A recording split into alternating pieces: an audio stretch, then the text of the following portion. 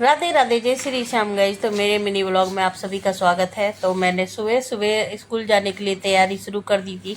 सबसे पहले मैं घर का काम सारा ख़त्म करने के बाद जो थोड़ा बहुत छोटा मोटा काम है वही रह जाता है, उसे छोड़कर अपना घर स्कूल चली जाती हूँ। तो गाइस आज मेरी आपसे ये पूछना है कि कौन कौन ऐसे हैं जिसके घर में बच्चों में भेदभाव होता है, फिर उसके बाद उनके मतलब बहुओं में भेदभाव होता है, फिर उनकी अगर बेटियों में भेदभाव करते हैं माँ बाप तो उसके बाद वो दामादों में भी भेदभाव करते हैं।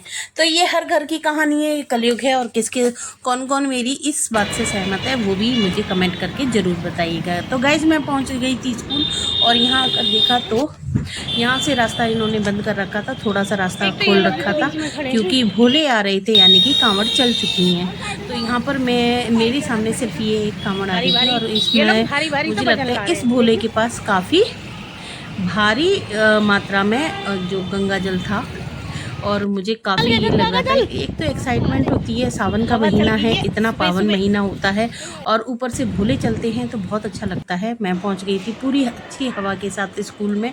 और स्कूल में पहुंचकर मेरा काम सिर्फ पढ़ाना नहीं बल्कि ऑफिशियल वर्क भी यहाँ पर करना है।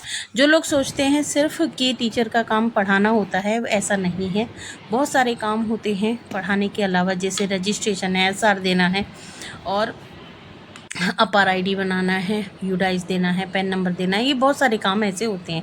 तो यहाँ पर मैं लिखित का काम करती हूँ। जो पेपर वर्क होता है, जो मेरे पीछे सर बैठे थे वो अपना कंप्यूटर पर काम करते हैं, कंप्यूटर का सारा काम करते हैं। अब छुट्टी हो गई थी, मैं भी आई और आकर देखा तो 1 वे हो चुका था, यानी कि एक रोड पूरी तरह से भोलों के लिए बंद कर दिया गया था, जिस पर सिर्फ भोले चलेंगे और एक रोड पर ही आने जाने वाली ट्रैफिक, बड़े वाहन बंद हो गए थे और छोटे वाहन चल रहे थे।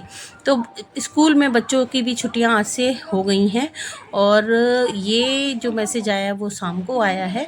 और ये देखिए मैं घर पहुंच गई हूं और घर पहुंचने के बाद मुझे काफ़ी गर्मी लग रही थी और ऐसा लग रहा था बस क्या कर लो, क्योंकि चलने के बाद मौसम तो अच्छा है लेकिन चलने के बाद गर्मी तो लगती ही लगती है।